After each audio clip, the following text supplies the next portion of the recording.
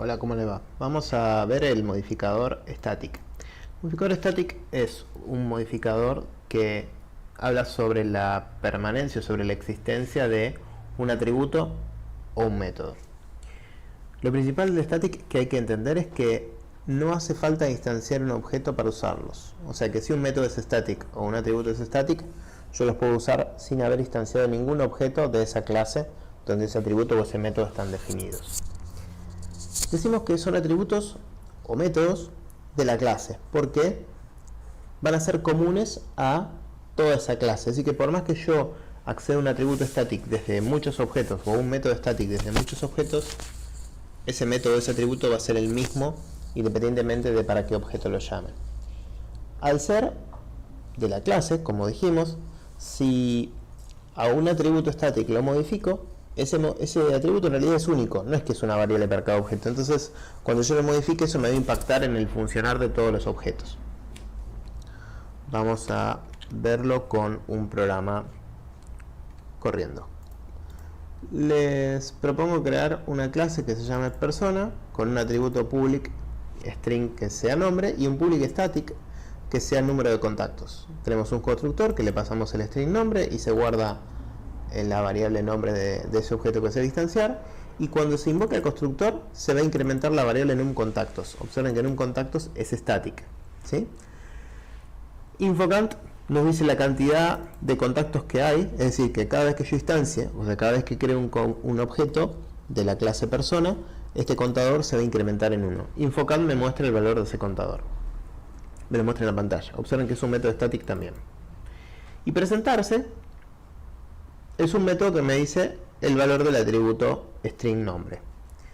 Entonces, ¿yo qué hice? Primero llamé a infocant. Observen que el llamar a infocant, que es un método static, lo hago a través del nombre de la clase persona, y no a través del nombre de un objeto. Creo un objeto de la clase persona que lo llamo P1, invoco al método infocant. Creo otro objeto que lo llamo P2, invoco al método infocant. Creo otro objeto que lo llamo P3 y llamo de nuevo infocant. Y después, para cada uno de esos objetos, P1 y P2 y P3, llamo al método presentarse. Obsérvense que este presentarse es el método presentarse del objeto 1. Este método presentarse es el presentarse del objeto 2. Y este método presentarse es el método presentarse del objeto 3. En cambio, infocant es el método presentarse de la clase. ¿Por qué? Porque infocant es un método static. Observen qué pasa cuando yo lo corro. Yo lo corro y lo que voy a ver es hay 0, que corresponde con el primer llamado que yo hago cuando no hay ningún objeto instanciado, entonces la cantidad es 0. Cuando instancié el primer objeto y después llamo a infocant, me dice que hay 1, instancia el segundo me dice que hay 2, instancia el tercero me dice que hay 3. Luego, el P1, P2 y P3.presentarse me dice mi nombre. De esa forma pudimos hacer un contador para saber cuántos objetos hay instanciados de una misma clase.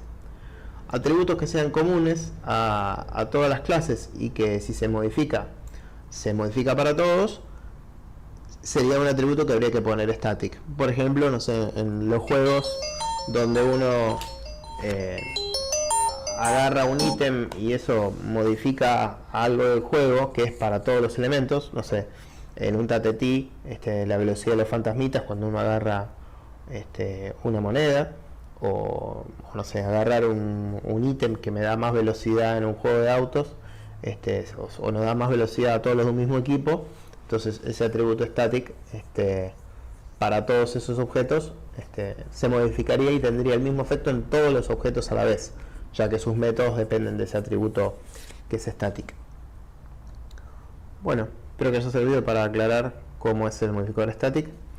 Cualquier duda me la pueden poner en los comentarios, me pueden enviar un correo, me preguntan en clase si son mis alumnos.